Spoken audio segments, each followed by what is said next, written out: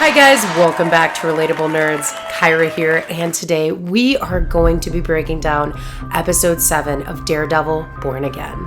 We are just 2 episodes away from the finale of this first season of Daredevil Born Again. It has been such a wild ride, and I think it's safe to say we all collectively had a lot of high hopes for this show, and all of our expectations have mostly been met. I myself have enjoyed this show thoroughly. It's been so exciting to tune in every week to watch this, and it's so much fun to see Matt Murdock grace our screens yet again. I also just wanted to give a quick thank you to everybody who's been following along with all of my Daredevil breakdown and reactions. It's been so fun to connect with you all and talk about all of our conspiracies and predictions of what we think is going to happen next in Daredevil, and I can't wait to keep on doing it with these last 2 episodes in the upcoming weeks. So thanks again, you guys, if you have been tuning into all of my breakdowns. I can't believe we're almost done with the season already. Let's get into this week's episode. Episode 6 really left us off in an intense place. We got to find Muse's hideout thanks to the curious sleuth that is Angela Alaya. She went and found it on her own. Unfortunately, Muse ended up abducting her, and he started to pump her blood, uses human blood to create his murals and all of his art. Luckily, Matt Murdock finally has had enough with the corrupt police system of New York City, and he put back on his Daredevil suit and he took matters into his own hands. He went and rescued Angela and saved her life just in the nick of time.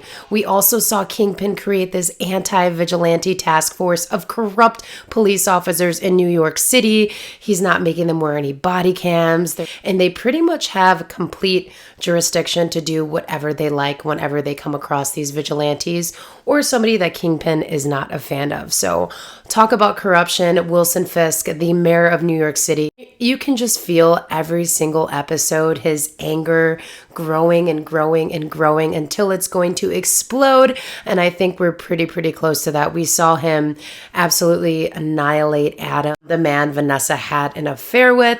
So he's reaching his breaking point. He's getting kind of sick of doing everything by the book, being the mayor and being in the public spotlight. He misses his crime boss status. We start episode 7 out with Kingpin being alerted that Angela escaped Muse's lair. She's alive and well, but she did so with the help of Daredevil. You can feel Kingpin's anger just building and building. He hates hearing that name. We then get into kind of the first steamy scene of the season. Matt is taking a shower and Dr. Heather Glenn joins him and she starts questioning him. She sees the bruises on his body and she's like, "Where were you last night? You didn't take your briefcase," etc., etc. And Matt totally distracts her by some heavy petting in the shower. And I mean, touche to Matt. She definitely dropped the issue for a brief moment until they were out of the shower and back into the bedroom, where she continued to question him. And he basically just told her, it's a part of his life if he runs into things, if he falls, and he kind of just gives her the runaround. She is definitely onto him, though. We then follow Matt to his firm, and we see that Cherry is super upset with him. He's mad that Matt didn't listen to him, and he took matters into his own hands and went to find Muse on his own. Cherry did not co-sign on that. He did not want Matt to be a part of it, and Matt tells him he just had to do it. He had to help Angela, and he also then asked Cherry if he could help him in assisting him with figuring out who Muse is and where he's at. And Cherry has just had enough. He tells Matt, "No, I can't help you." We then cut to Matt and Soledad with Angela in her hospital room. But she looks absolutely horrible, very pale, because Muse had drained a lot of her blood, but she is alive, thankfully. She tells them that Daredevil saved her, and Matt starts questioning her, asking her what she remembers, and Angela's trying to pick her brain and remember as much as she can.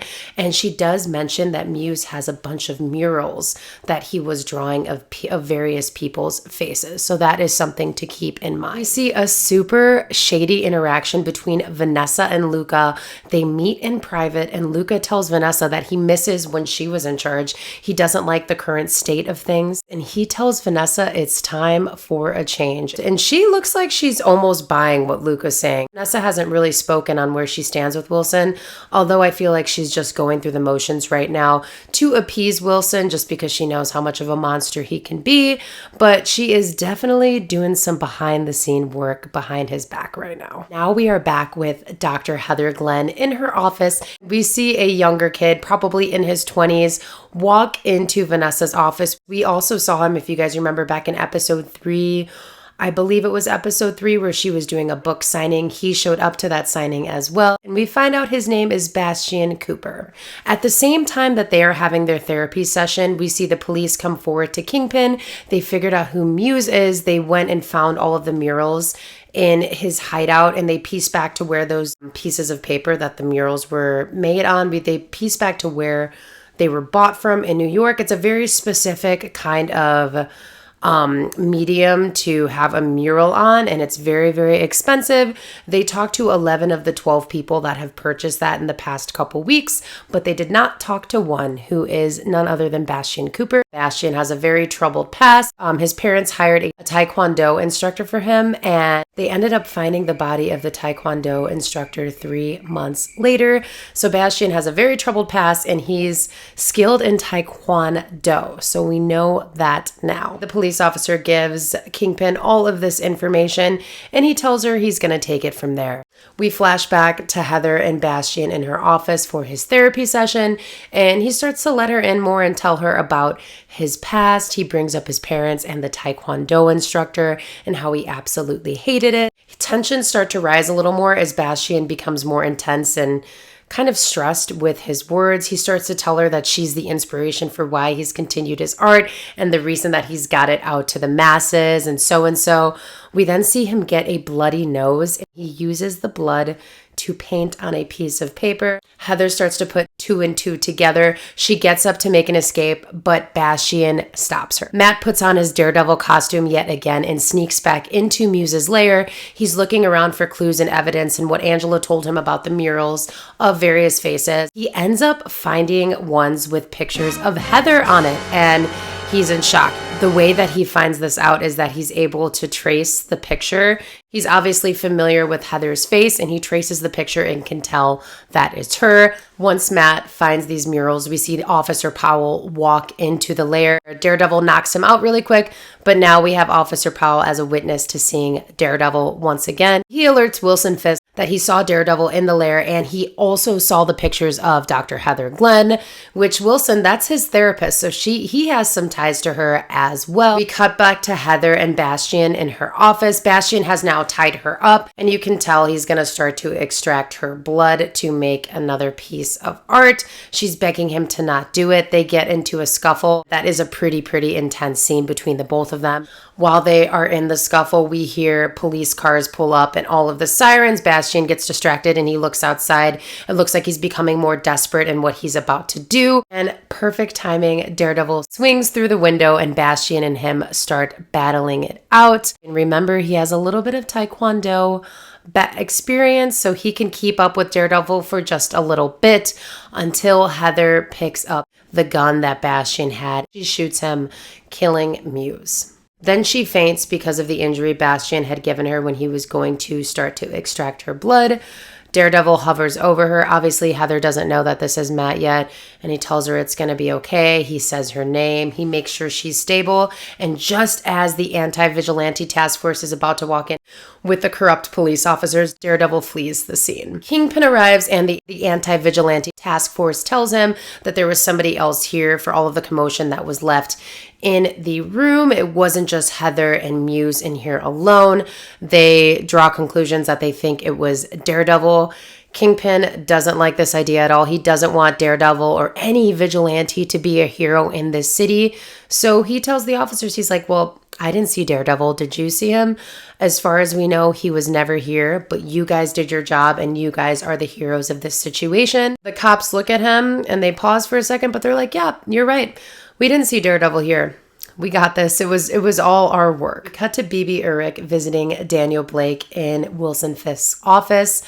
And Daniel Blake is not happy with the expose she wrote about Fisk and the way she has been treating Fisk in the media with her journalism. He basically threatens her. He's like, yeah, so you have to stop doing that. You have to write a piece about how the anti-vigilante task force saved Heather Glenn's life and they killed Muse. And she's just like, that's BS. That's not true. You know that's not what happened. And Daniel Blake is like, you need to do this or your career is going to be ruined. He's threatening her now, and she knows she's going to be in a tough spot moving forward. Obviously, Daniel Blake is starting to get this confidence from Wilson Fisk because he sees how conniving he is in his job as the mayor, and you can see the trickle-down effect with him. He's almost like a protege. And after all, isn't that what Kingpin wanted all along? I mean, he tried to do this with Maya, aka Echo, in the Echo series. He wanted to bring her on and raise her like his own, which he did for part of her life. It looks like now he's going to be maybe letting Daniel Blake step into that place, making him his little minion. We cut to Matt in Heather's hospital room, and she tells him that she wasn't alone in the room with just Muse. There was somebody else there, and he said her name to her. She then proceeds to tell him that it was Daredevil. She still doesn't know it's Matt, but we're inching closer and closer to that realization of who is Matt Murdock to her. What is his secret life? He's definitely starting to panic. Wilson Fisk can obviously draw this conclusion that Matt has a tie to Heather because they're living together now. It wouldn't be too difficult for Wilson to figure that out. Kingpin then holds a press conference with the anti-vigilante task force, and he claims that they saved the day. They found Muse. They killed him. They saved Heather Glenn, and that they're going to continue to stop all these vigilantes, and they basically just lie to the entire city. We end this episode in such an Italian mobster way. I truly, truly love the ending of this episode. We see Vanessa text an address to a random number, also texting that he is alone. And we pan to Luca, who drives to the address, and he pulls up to an old school Italian restaurant. And Luca walks into the restaurant where Wilson Fisk is having dinner, and he thinks he's alone and he's going to be able to kill him. But Buck is hiding in the shadows and he kills Luca very quickly. We are just 2 episodes away from the finale of this first season of Daredevil Born Again. So I'm not really sure what these next 2 episodes are going to hold. We've already connected some loose ends with Muse being killed in this episode. There isn't a major villain right now in the series. So like I said, I'm not really sure where they're going to go with these next 2 episodes. I'm sure it's going to set up for a very, very epic season 2 of Daredevil Born Again. This episode was one of my favorites of the season. From figuring out who Muse is as Bastian Cooper, to Matt starting to wear that Daredevil costume even more, to Wilson continuing to have his agenda against the vigilantes. There was just so much jam-packed into this episode. Let me know your thoughts about episode 7 in the comments and what you think is going to happen in the final 2 episodes of Daredevil Born Again. Thanks so much for watching, you guys. Bye.